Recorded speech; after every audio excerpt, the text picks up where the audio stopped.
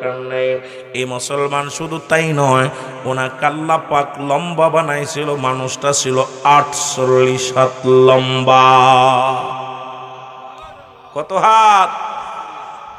48 হাত। মানুষ কি মাধবপুরের জমিনে আছে, সিলেট জমিনে আছে, অল বাংলাদেশে আছে? ওরে মুসলমান, একটু বড় হইলেই 3.5 হাত পুতুলের মতো মানুষ। তাদের যন্ত্রণায় মানুষ ঘুমাইতে পারে না।